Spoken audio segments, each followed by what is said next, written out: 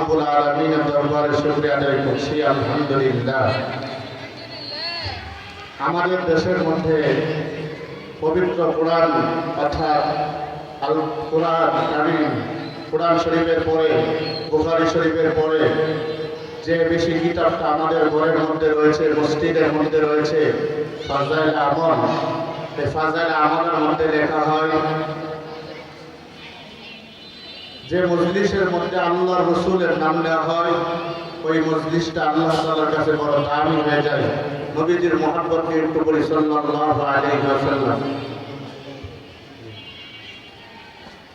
মুসলিম উম্মাহ যদি আমরা কোরআনের দিক নির্দেশনা অনুযায়ী যদি জীবন যাপন না করতে পারি, আমরা কখনো সফল হতে পারবো না।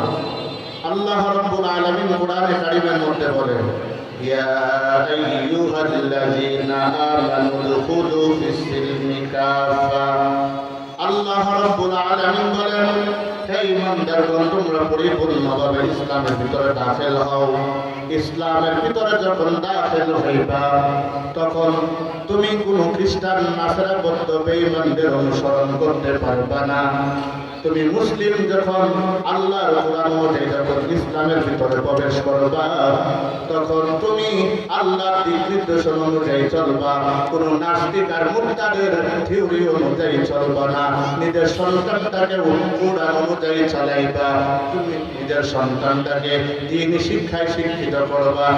যার জ্বলন্ত প্রমাণ আমার আগে যিনি তেলাওয়াত করলেন, এই মাদ্রাসার সূর্য সন্তান। এই মাদ্রাসা থেকে হাফেজে কোরআন বানানো হয়।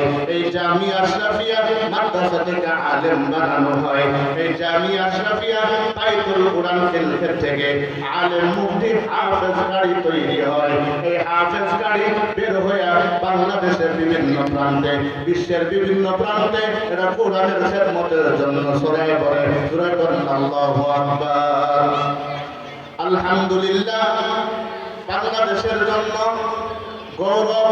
আমার দেশের মধ্যে এই বাংলাদেশের সুনাম বয়ে আসে একমাত্র কোরআনে হাফেজেরা।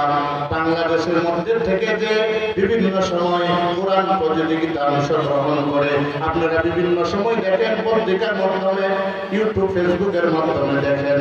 এই বাংলাদেশের সন্তান হাফেজ তাকরিম আহমদ, হাফেজ সালেহ আহমদ তাকরিম, হাফেজ নাজমুস সাহেব, হাফেজ জাকারিয়া সাহেব বিভিন্ন সময় এই বাংলাদেশের সম্মানকে বয়ে আনছে।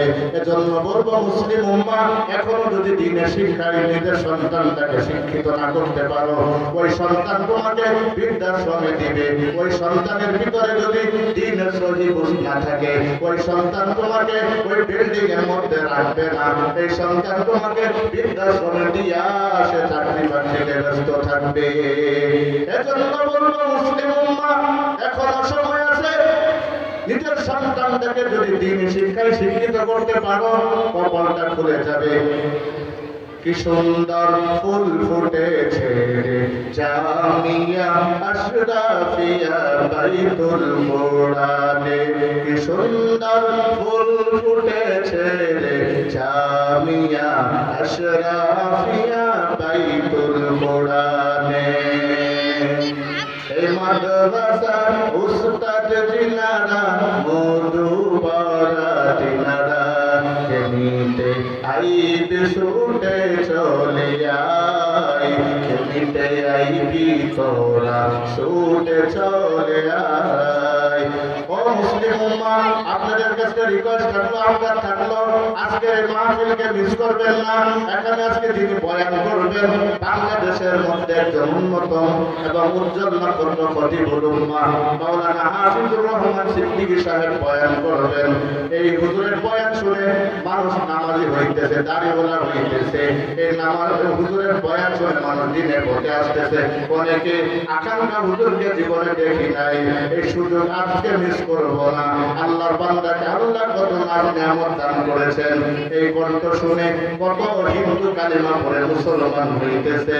এই মাদ্রাসাগুলো থেকে, এই মাদ্রাসাগুলোর পিছনে থাকবেন। আপনাদের কাছে রিকোয়েস্ট থাকলো, আবদার থাকলো, এই যে মাদ্রাসাগুলো চলতেছে, আপনাদের অবদান অনুদানে চলতেছে, আপনাদের সহযোগিতায় চলতেছে কওমি মাদ্রাসা।